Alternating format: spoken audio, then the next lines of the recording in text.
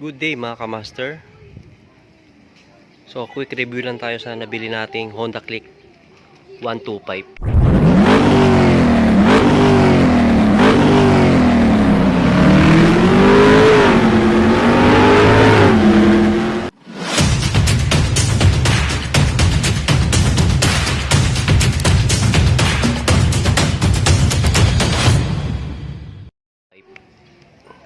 So almost ano na siya, magpo-forma na siya sa atin. Paano masabi?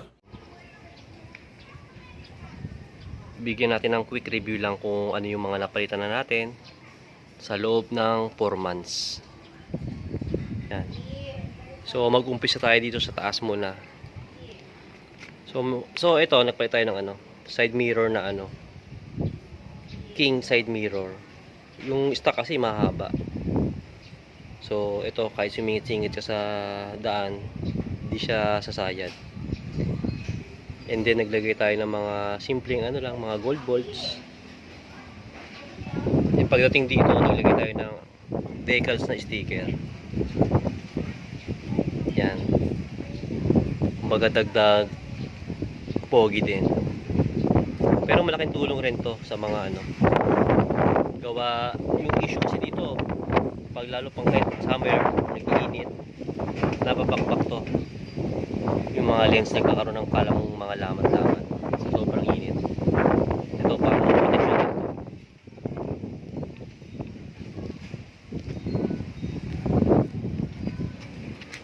Then ito, nagpalit tayo ng big disc, 260mm na big disc.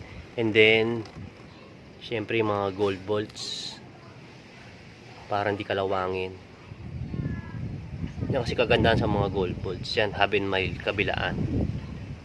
Hindi siya kinakalawang.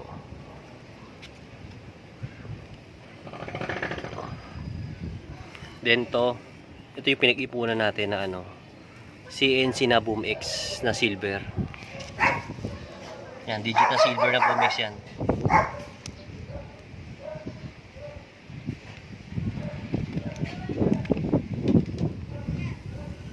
Then pasadaan natin itong sa likod.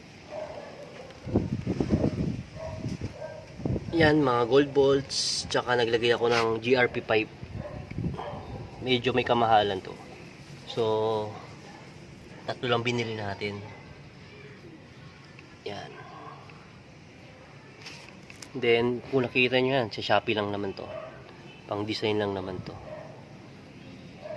Then ito, sa Shopee rin to. Mas mura kasi sa Shopee compared sa mga shop. Kasi may tubo na sila sa shop. Like dito, rekta na sa Caloocan. Yun lang, sana mas maganda yung bumili kayo ng magandang review bago kayo bumili sa Shopee. And then to 300mm na shock RCB. Yan. So naglagay din tayo ng tire hugger na carbon para in case na tag-ulan na, dito tumalsik yung mga putik sa loob ng natin, makina. Then kung mapapansin nyo, napalitan tayo ng decals. So mas maganda yung aftermarket na decals eh. Gusto ko yung maliwanag lang, yung maganda sa mata. Hindi tayo mahilig sa mga abobot na sticker.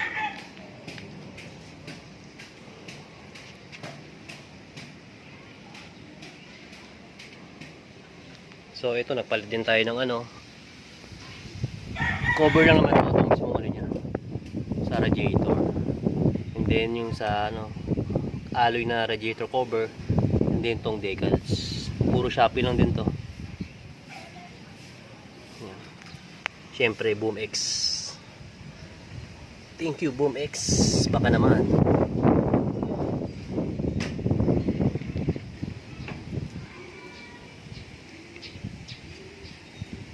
So after 4 months, yan lang yung mga nadikit natin sa ating kay Clicky, kay Master Reed. So ito yung luma nating Honda Beat.